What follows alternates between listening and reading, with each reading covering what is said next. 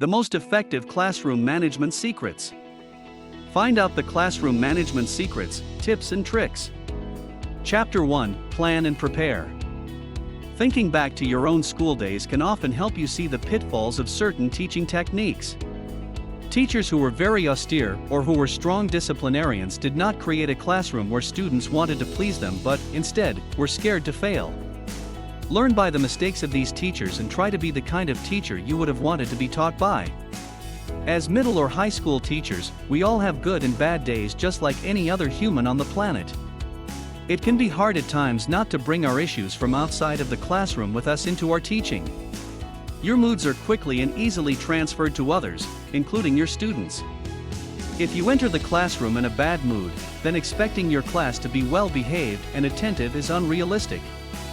Instead, make a conscious decision every time you teach, to leave all your baggage at home.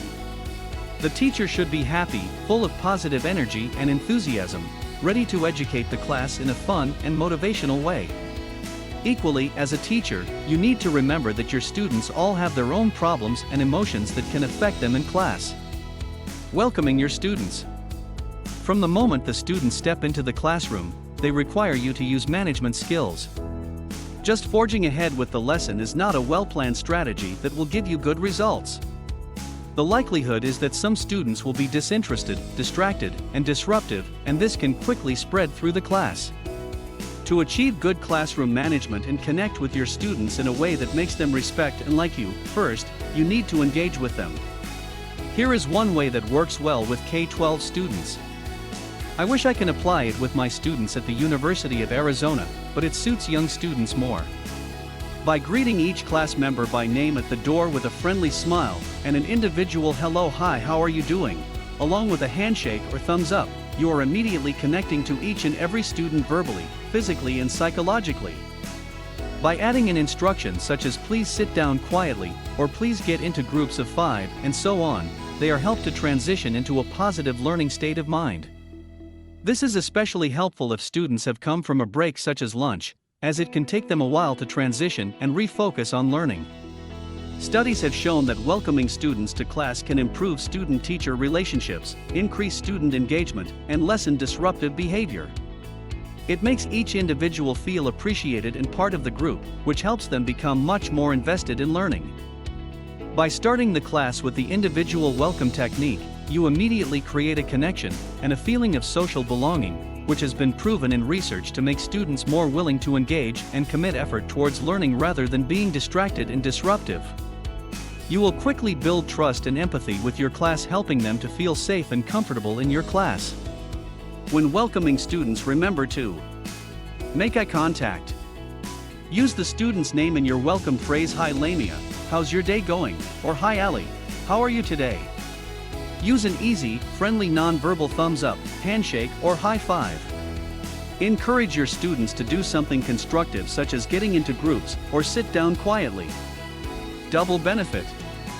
Making students feel welcome doesn't just benefit the students, it has been shown to lower teacher stress and anxiety, and can be beneficial in reducing the incidence of teacher burnout. The reason for this is simple. If students are less disruptive during the class, then the teacher can focus on the real task at hand, teaching their class, rather than having to deal with students' misbehavior. Overall, a healthy, creative, positive working environment should always be created. Building the classroom community. When students are given ways of creating the feeling of community within their classroom, they function far better as a group. They will become invested in not only their own success, but the success of their classmates, working together to reach goals and targets presented to them. Don't forget that today's students embrace the 4 CS skills for the 21st century. Collaboration is one of them. In high school and college, it is very common for students not to know the names of other members of their class, even those they sit next to regularly. To start your classroom community, it is first important that your students know each other. For the first few classes of the year, get your students to write their first names on a sticker and stick these labels onto their pullover or outfit. Arrange the students, not in rows facing forward, but instead in a semicircle or small groups, so they can see each other and you. Ask your students to all stand up and go around the room introducing themselves to each other, stating their name and any likes or interests they have. Allow them enough time so each student can introduce themselves to everyone in the room, this can include you. Then at random ask a few students what they learned about the other students. This exercise removes the shyness that some students have when interacting with people they don't know. It allows them to feel at ease working and communicating with each other, which is essential when you set group tasks or pairs work. Quickly they learn cooperation, collaboration, and how shared investment can be beneficial, contributing to the success of the class as a whole. Time invested in bringing your class together as a community will be very well spent and be rewarded by dividends very quickly. You may have heard that it doesn't matter if your students don't like you. You aren't being paid to be their friend, after all, as you are their teacher. However, getting your students to like you will make your job immeasurably easier. You don't have to become their best buddy, but you do have to gain their respect. If your students like you, they will want to please you and will work all the harder to do just that. What is essential is that your students truly believe you like them. Showing your students respect and giving the same level of attention to all will promote a harmonious working environment. It is natural to warm to some students more than others, but it is critical that the students are not aware of this and are treated equally. Icebreaker. Once you have greeted your students, the next step is to engage with them and capture their attention. You do this by using an icebreaker. Icebreakers help to focus your class and bring their attention toward you rather than toward what their other classmates are doing. There are several different techniques you can use, and it is best if you mix it up a bit rather than being a one-trick pony. You can ask students to tell you about something exciting they have been doing. I always begin with this question. Share some of your own experiences or funny stories about things that have happened to you or a friend, mentioning no names of course. Students love to hear interesting stories about their teacher. This is particularly beneficial if you can tie your story into your lesson theme in some way. Prepare it in advance, but pretend that it is on the spot. Tell a joke, but not on a daily basis. Perform a magic trick. There are hundreds that are simple to master on YouTube. Basically, you just need to engage with your students in some way that they find interesting. Lesson topic. Next, tell your students the topic of the lesson today. Try giving it a title that your students can relate to and will find interesting. Write the topic down on the side of the board. Next, instigate a student discussion by asking if they know anything about the topic and write down their responses.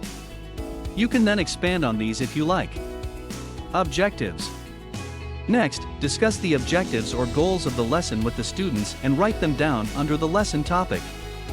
The more participation you can get from the students, the more engaged they will be with the topic. It also lets them see how well they are doing during the class if you check off the goals as you go along. Review. Review what was covered in the previous lesson and any correlation it has with the topic of today's lesson. This helps to reinforce prior learning, stimulates the brain, aids recall, which is useful in tests, and creates enthusiasm. Ask students open-ended questions that will help them to remember finer details and test their knowledge and recall. Next, ask your students to review the class rules. The details for this will be discussed in Chapter 6, Discipline and Regulate. Class discussion. Opening the discussion out to the class is a great way to get lots of different views from your students and helps you to measure how well they understand the topic. Sometimes it can become a little out of control with students all shouting out at once.